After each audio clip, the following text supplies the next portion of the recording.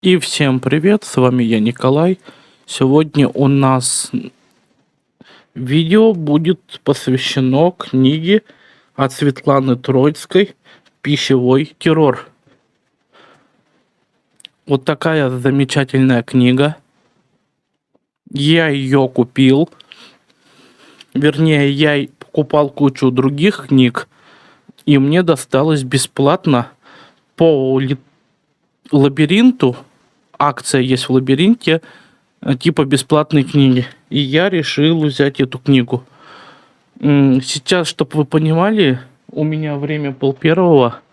Сегодня у нас 9 апреля.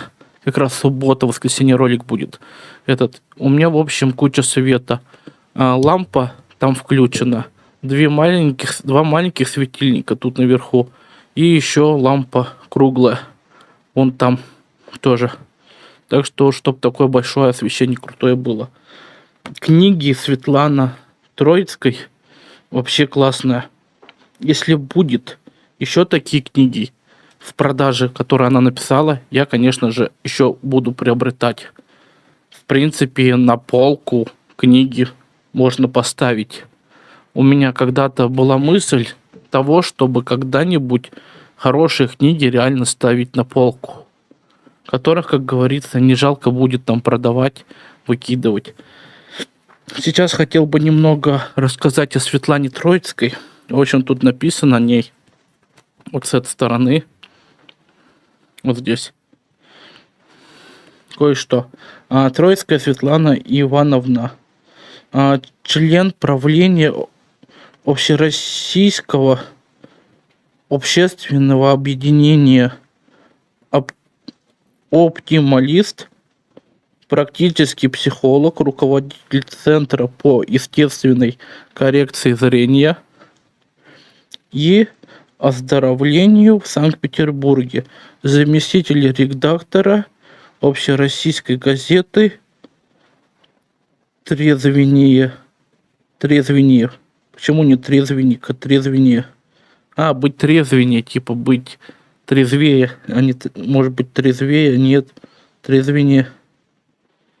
Кандидат философских наук, в 2004 году защитила диссертацию на тему здоровья как социокультурный феномен.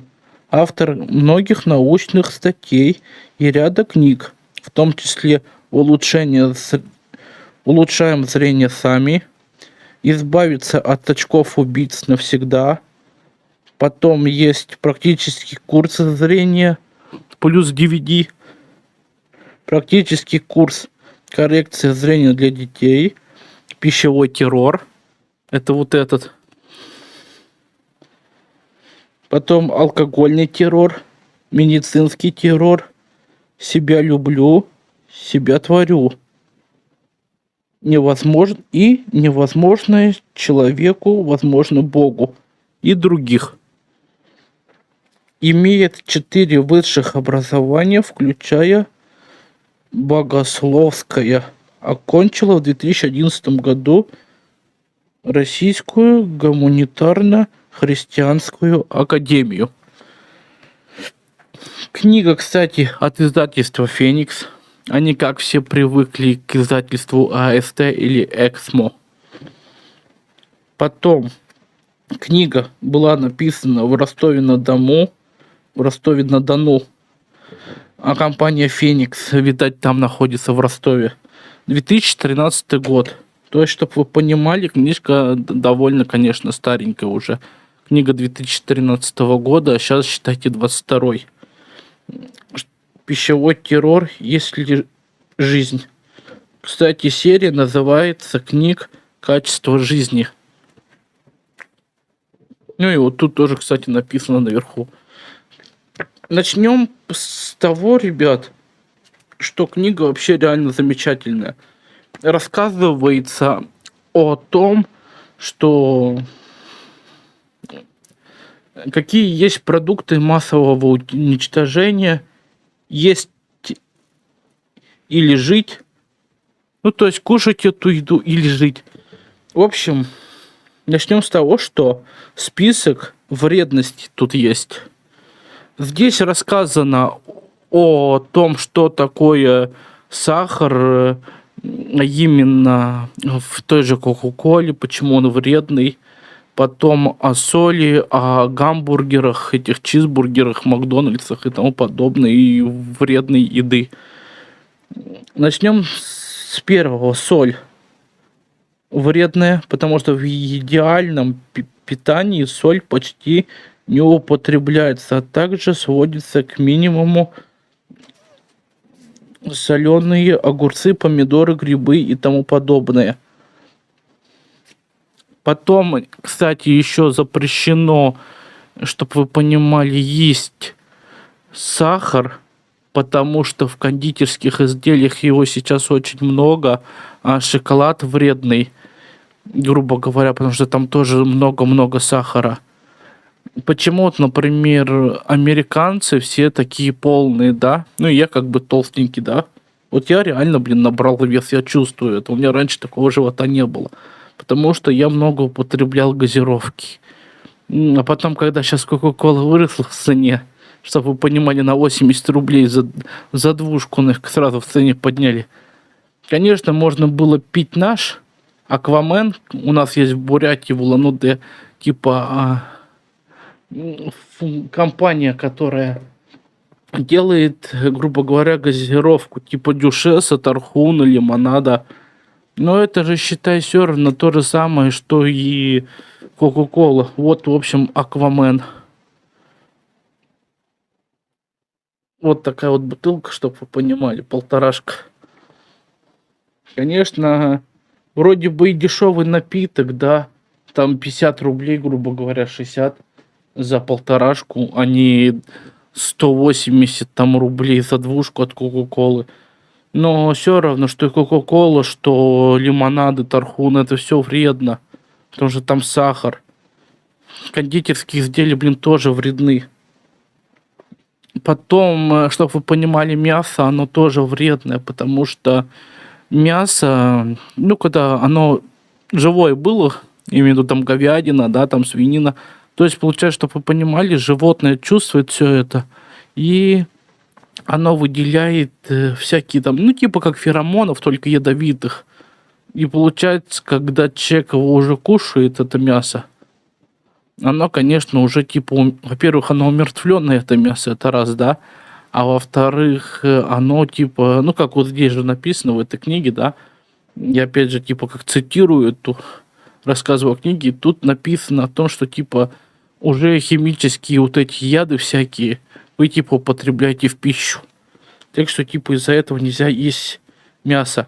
Потом как бы нельзя есть рыбу, нельзя есть так называемые консервы рыбные, потому что они давно там уже типа продухли, типа мертвая пища. То есть ты типа ешь, типа вроде бы и поел, вроде бы и насытился, но никаких типа витаминов и тому подобное в организме типа нету. То есть, например, тебе нужно, например, витамины, например, B6, B12, там, да, к примеру, там, а ты не можешь их получить, потому что, грубо говоря, продукт, как говорится, уже давным-давно тухлый. Таким образом будем его и называть. Дальше, что говорится, так, еще говорится о маргарине, что маргарин, он, в принципе, тоже опасный. И говорится еще о сливочном масле. Сливочное масло лучше кушать именно то масло, где 82,5% жирности вроде бы как, но не меньше. Помню, что 80 с чем-то. 82, то ли 85 ли. Потом нельзя вот тут, как вот кофе тоже нельзя пить, потому что, вот сейчас дальше будет кофе, нельзя пить чай, вот фанта, кока-кола и тому подобное. Здесь все есть, конечно. И сейчас я, конечно, расскажу вам вкратце. Начнем с того, что соль. В идеальном там питании соль исключается хрустящий картофель, соленые крекеры, некоторые сыры. Кстати, сыры тоже лучше не есть, потому что оно из молочных продуктов, а молоко лучше не употреблять, потому что, типа, вот когда вот материнское молоко, дети маленькие были, они питались материнским молоком, а потом, грубо говоря, перестают, и из-за этого, типа, лактоза прекращает, типа, свою работу. Ну, то есть, человек не может пить молоко, потому что лактоза, типа, у него так называемая, ну, это врачебная вот эта вся фигня. Вдаваться не будем, короче, в том, что просто-напросто кишечнику будет трындец. То есть вымывает все, короче, вредное, вернее, не вредное, оно наоборот вредное дает, да. И йогурты, кстати, тоже вредны, потому что, во-первых, там и сахар, и ешки всякие, ну, вот эти Е-консерванты. Кстати, на моем опыте где-то месяца полтора тому назад, 2, я помню, решил купить йогурт, именно наш местный, улан-удэнский. Ну, думал, ну зачем покупать, типа, всякие эрмигурты, там какие там еще есть-то, чудо, там растишки и вот эти все, да, иностранные. Лучше, конечно, наш купить местного производителя, так называемого, поддержать. Как говорится, зачем иностранцы, если можно нашего местного улан-удэнского производителя поддержать. Ну, в общем, купил 4 я литра йогурта, чтобы вы понимали. Там со вкусом облепихи было, банана и малины. Ну, 4 таких упаковки купил я. И что вы думаете? Прихожу домой. Ну, обычный продуктовый магазин. Не супермаркет, где ты сам выбираешь, а прям с витрины тебе достают. Ну, прихожу домой и смотрю, там целых 5 нафиг консервантов. Красители всякие, мульгаторы. И в оконцовке после этого я выпил, ну, потихонечку, помаленечку я его за 3 дня, это все за 2 дня примерно, или 3, или даже выпил. И чтобы вы понимали, ребят, больше я этот йогурт сраный пить не хочу. Нахрен надо, как говорится.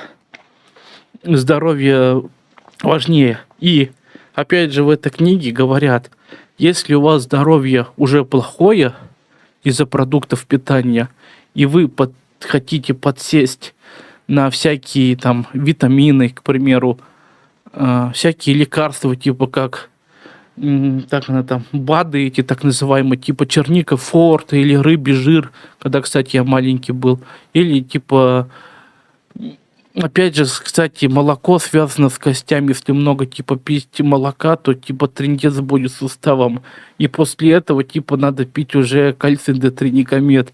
Опять же, всякие эти лекарства, которые мне эндокринолог, кстати, давал, и в концовке я не хочу их пить по причине того, что так же, как и тут написано, а я и без книги знаю, что если ты начинаешь пить лекарства, как говорится, всякие витамины, это уже все. Организм уже кранты. Вот в принципе и вся теория. Если ты овощи, фрукты кушаешь, они тебе не помогают, а лекарства тебя только поддерживают, то значит осталось тебе недолго, как говорится, жить. Потому что это уже все. Это мир уже с тем самым дяденькой, с боженькой. Так вот, список вредностей. Начнем с того, что соль. Квашеная капуста допускается, когда нет других источников витаминов, а также в морозы. Тоже допускается, типа зимой квашить это ее когда. Сахар.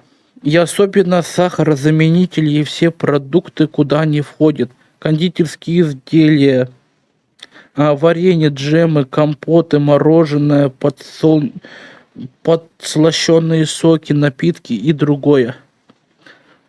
Но лучше, конечно же, как здесь же написано, да, травяной чай с сахаром или с вареньем в качестве отдельной еды. Иногда можно позволить. Но в сочетании с другой пищей сладкое решительно противопоказано. Вот так вот. Фрукты – мощный источник щелочи, но сахаром они становятся такими же мощными источниками кислоты. Так что вот так вот. Сахар, он вредный. Хлеб, кстати, нельзя. Кстати, хлеб, вспомнил сейчас только что, высший сорт хлеб нельзя есть, потому что чем он мельче, то есть чем белее, как говорится, хлеб, тем меньше у него, короче, всяких вкусностей. То есть там витаминов, грубо говоря, нет. То же самое, что типа как мертвая пища. То есть вроде бы и организм насытился, да, а витаминов никакой пользы типа не дал. Так что надо типа кушать хлеб с отрубями, там украинский хлеб, как его называют, типа ржаной. У нас, не знаю, как в других городах. Кто до этого, кстати, момента досмотрел, напишите, пожалуйста, в комментариях. У вас тоже называется хлеб ржаной украинским? Или только у нас в Бурятии, в Улан-Удэ называется хлеб украинский? Это типа черный, ржаной. Там какой сорт? Типа первый? Или, ну да, типа первого сорта. Напишите тоже, пожалуйста. Будет интересно. Потом вот мед. Мед, кстати, в умеренных количествах подобной реакции не вызывает, но даже мед лучше есть отдельно. Хотя по чуть-чуть мед можно добавлять во многие блюда. Ну, я вот тут обрывками буду, да, читать, чтобы не затягивать, как говорится, видео. Мед хорошая вещь тем, что можно его заменить сахаром. Так же, как и в книге было написано, надо кушать то, что дала природа. Вернее, что растет под солнцем, то и надо кушать. А именно овощи, фрукты. Ну, это мы сейчас чуть-чуть отложим, но чуть-чуть потом через некоторое время продолжим по поводу этого всего. Ну, по крайней мере, мое высказывание, я вам скажу свои мысли на это. Маргарин – это 4-й пункт. Кулинарные жиры, растительное сало и прочие искусственные жиры. Если здоровье не безразлично, то не есть их. Не готовить на них нельзя. Не готовить нельзя. Ну, короче, на маргарине вообще ничего лучше не делать, если вам здоровье важно. Потом 5-й – это консервы. Это абсолютно мертвые продукты. Мясные и рыбные консервы, к тому же, перенасыщены солью и консервантами. То есть всякими добавками Е. Хоть там и не будет этих Е, но вы сами поймите, что сейчас обман сплошной идет. Овощные консервы иногда бывают съедобны и возможны за неимением лучшего. Можно, однако, делать фруктовые и овощные заготовки самим, но лучше по возможности обходиться всем свежим. Капуста, картофель, морковь, свекла сохраняются до самой весны. Зелень же можно выращивать либо покупать. Но опять же лучше свое, конечно, если у вас есть огородик, то можно, конечно, выращивать. Даже когда у меня мама вот была до 2009 года, да, ну потом она, в общем, умерла. В общем, суть в том, что даже мы хоть живем на 4-м этаже, мама всегда выращивала огурчики. Конечно, у нас огурчики на балконе вот такие были, чтобы вы понимали, маленькие, но все равно прикольно. Кофе. Кофе – это стимулятор, и как все стимуляторы не являются продуктом питания и должен быть отнесен к лекарствам. Так же, как и запрещены энергетики, потому что там тоже кофеин и много сахара. Чай. Все, что говорилось о кофе, относится и к крепкому черному чаю.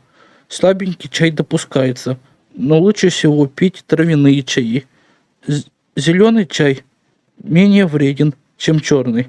Его часто принимают при расстройствах, метеоризме и дисбактериозе. То есть, если у вас понос, надо пить зеленый чай.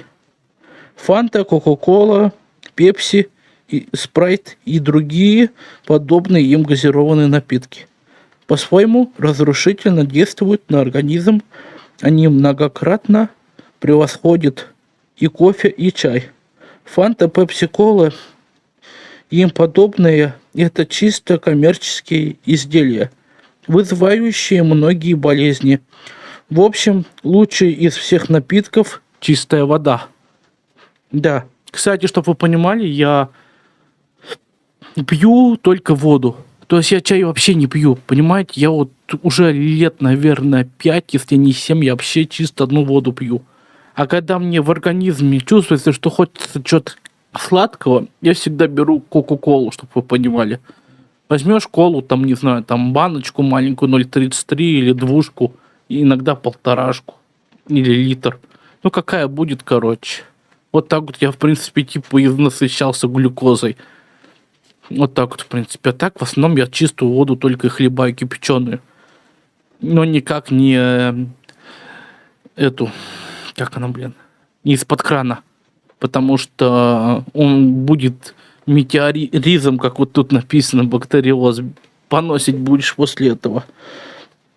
Потом, 9. Все колбасы, а также копченая рыба, ветчина, копченая грудинка и тому подобное. Вареную колбасу трудно даже назвать продуктом. Почему запрещена? Почему лучше не есть это? А потому что сейчас колбасы сделают из безотходного материала. То есть из шкурок всяких там, куриных хрящиков, писюлик, жопулик и тому подобное. Кстати, я представляю, если сейчас кто-то это кушает, смотрит видео и кушает. Да, приятного вам аппетита, как говорится.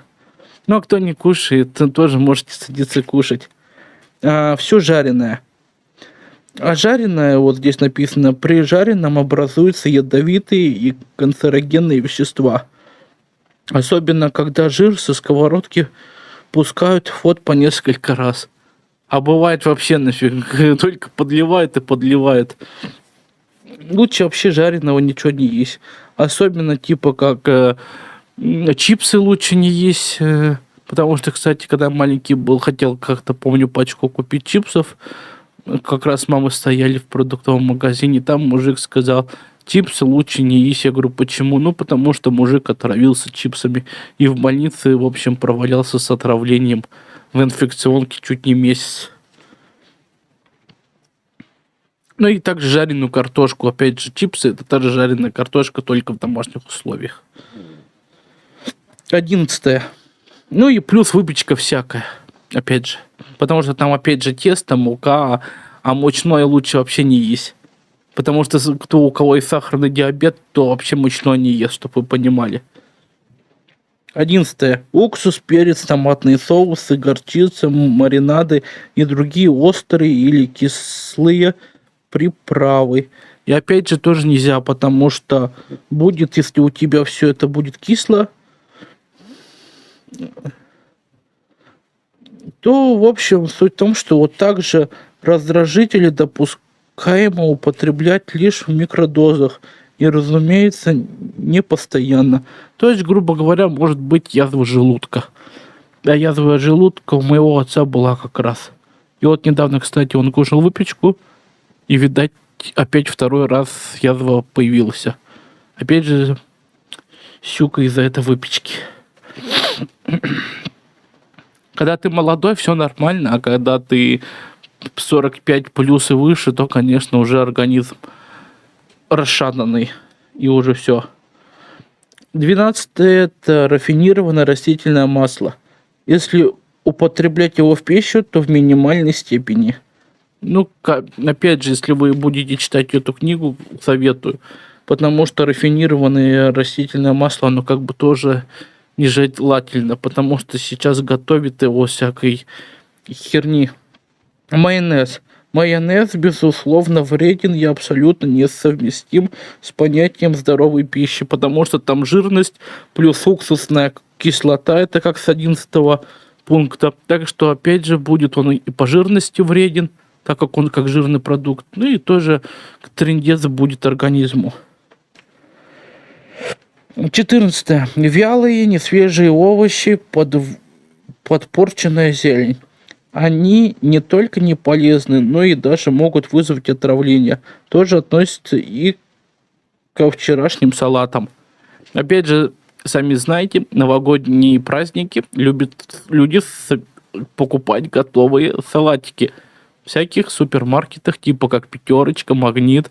У нас в Бурятии их нету, слава богу, протухших этих магазинов, но есть зато Абсолют. Но, опять же, я бы не советовал, потому что из этих же протухших продуктов могут делать протухшие салатики, которые будут заливаться этим же майонезом, и уксус, типа, он будет убивать этот запах. Вот так вот, ребят. 15.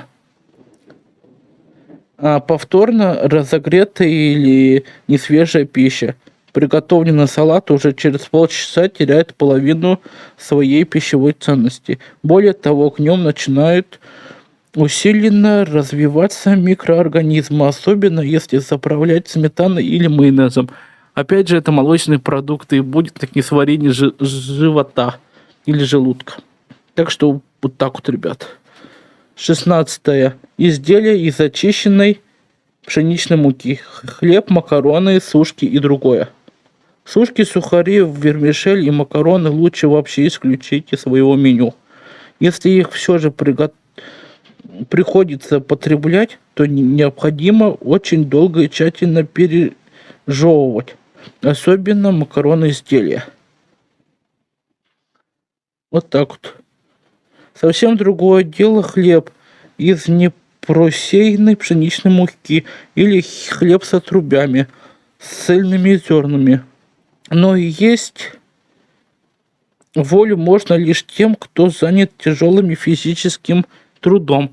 То есть, как я, задрот, который сидит с утра до вечера дома и выходит только в магазин за хлебом и за продуктами, то, конечно, лучше вообще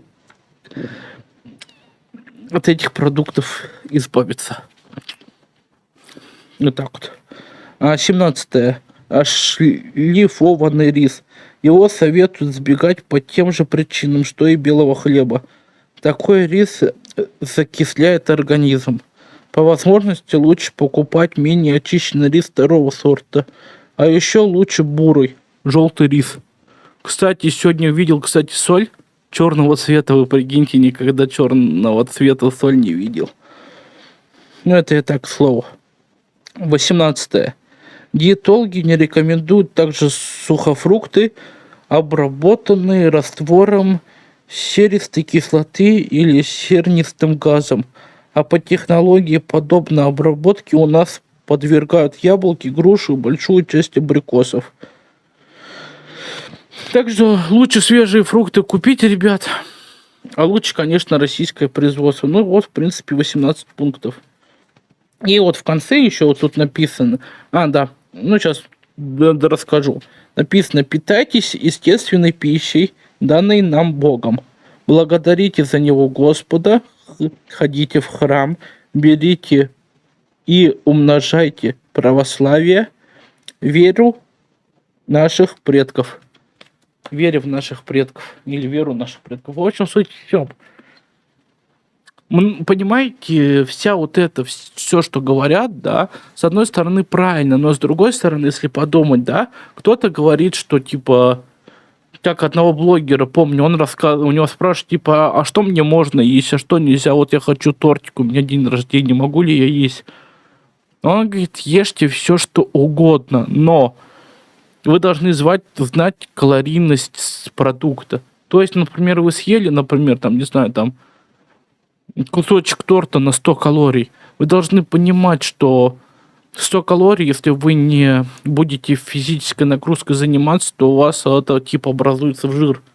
И опять же, многие говорят, что типа лучше заниматься, конечно, здоровым только питанием, то есть тем же вегетарианством. Так же, как здесь написано, надо питаться только продуктами, которые выращены, как говорится, на солнце и на земле. То есть, типа, овощи, всякие фрукты. Типа, только ими питаться.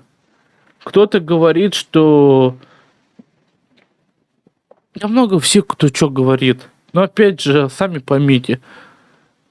Например, я вот вам могу, например, сказать: не слушайте вы их, они там болтуны, да? Они только вот хотят заработать на вас, как говорится, типа дурачках. Вот вы покупаете книжку там за 100 рублей, вот эту, да, значит, вы дурачок.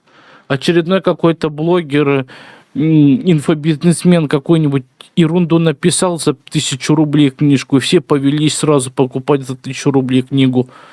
Как стать, типа, успешным, потому что он же стал успешным, продавая книгу за 3000 рублей, значит, я тоже стану. По факту это просто обман. Самовнушение.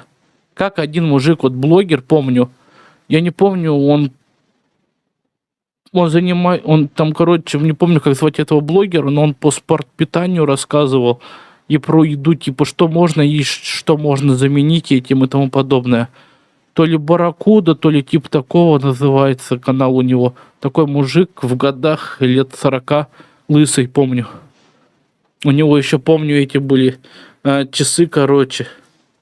Не помню, как компания называется, но у него часы за 80 штук спортивные были. Я аж офигел. Или за 100 ли 80 ли штук. Ну, вообще, суть в том, что прежде чем что-то там кого-то слушать, да, ну можете в принципе меня послушать, да, там типа можно питаться спортивным питанием, можно только овощами, можно только фруктами, но поймите только одно: все, во-первых, в меру, это раз. Во-вторых, прежде чем вот эти всякие делать